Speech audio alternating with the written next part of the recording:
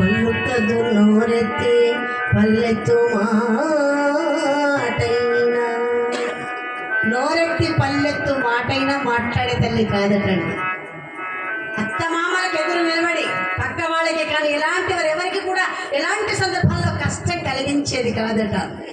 తన ఇల్లే స్వర్గధామం, ఇల్లే స్వర్గం, భక్తే దైవంగా భావించి ఉండేటువంటి మహాసాధ్వి ఆ తల్లి. పతివ్రతలంటే అట్లా ఉంటారు. అత్తలేని కోడలు తమ్మురాలు భయమ్మ, కోడలేని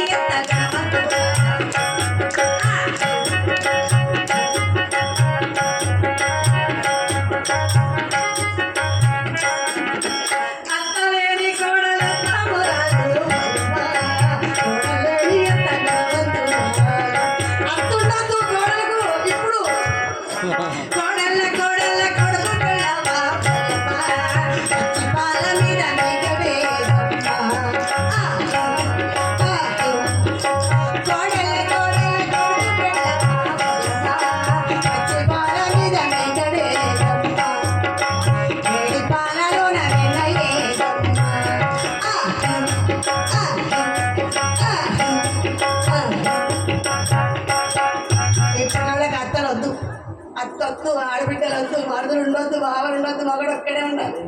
ఆకాశానికి ఊడిపడ్డట్టు అలాంటి వాళ్ళు ఉన్నారు ఇప్పుడు. కాబట్టి అలాంటి గొప్ప మహాసాధ్యమని మేనకాదేవి హిమంత మహారాజు పుణ్య దంపతులు, పురాణ దంపతులు. కాబట్టి వాళ్ళకి అందరూ మగ సంతానమేనండి. అందరూ మగపిల్లలే, 100 మంది మగ సంతానం. ఆడ సంతానమే లేదు. ఒక్క ఆడ సంతానం కావాలని ఎప్పటి నుంచో బాధపడుతున్నాడు ఆడపిల్ల. ఒకప్పుడు ఆడపిల్ల మైనస్, ఇప్పుడు ప్లస్. అవునా? సీన్ ఎట్లా రివర్స్ అయిపోయిందో చూసిందా? ఒకప్పుడు ఆడపిల్ల మైనస్, పెళ్లి చేయాలంటే భయం, ఉరేసుకుని తెచ్చుకున్న వాళ్ళు చాలామంది ఉన్నారు. ఆడపిల్లకు కట్నం ఇచ్చి వరుణ చూసి పెళ్లి చేయలేక.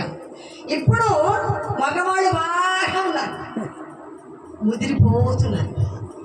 ఆడపిల్లలే దొరకట్లేదు. ఇప్పుడు వాళ్ళు మైనస్ అయిన వీళ్ళు ప్లస్ అయ్యింది.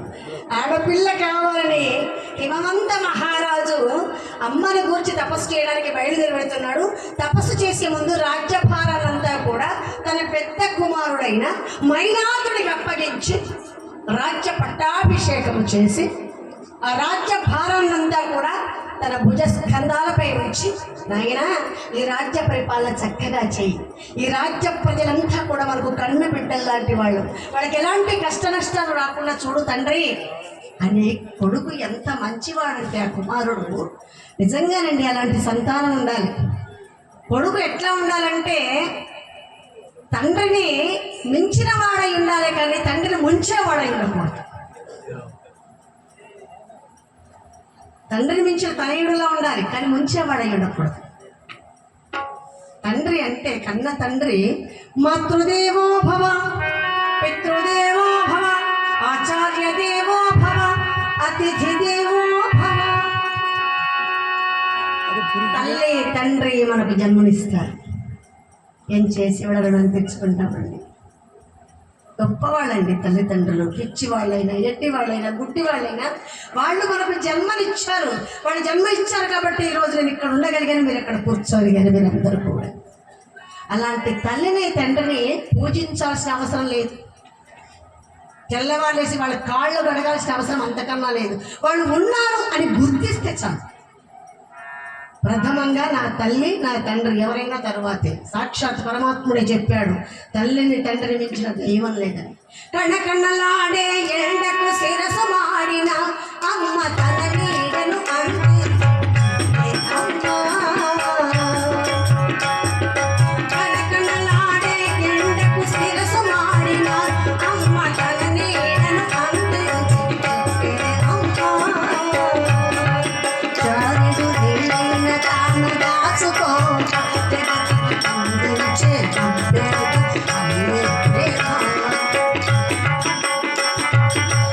అమ్మలనే వెలిచిన మా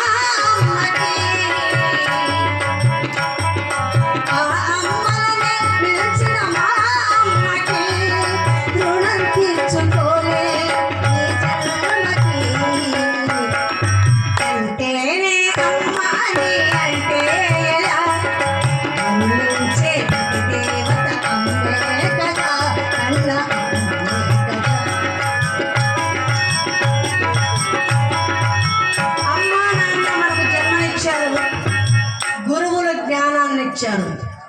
సంతానము 3 రకాలట. 3 రకాల సంతానం.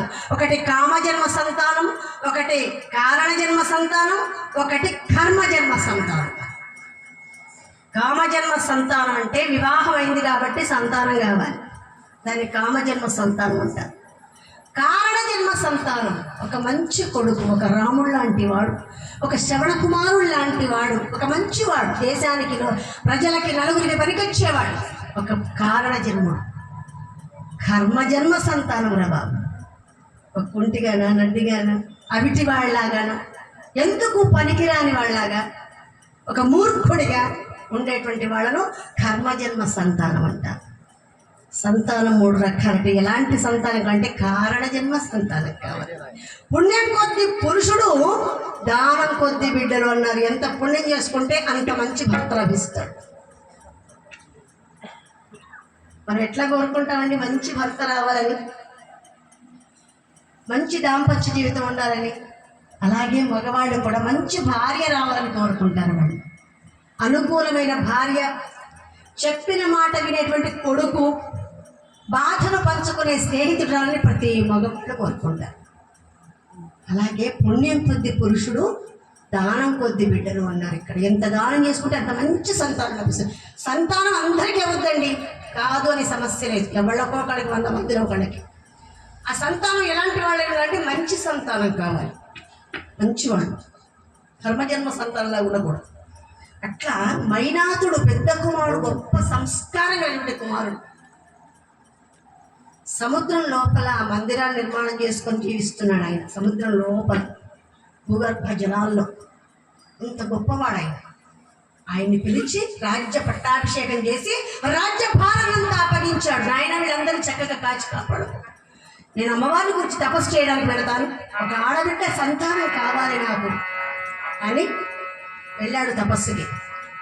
తపస్సు చేయడానికి భార్యకు చెప్పి, కుమారుడికి చెప్పి, ఎలాంటి ఆలోచన రాకుండా ఉండేటువంటి విధానంతో అమ్మవారిని గురించి తపస్సు చేసుకోవడానికి వెళ్ళాడు.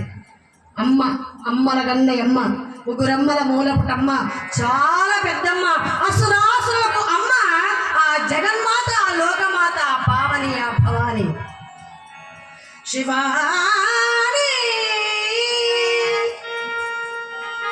భవాని, శర్వా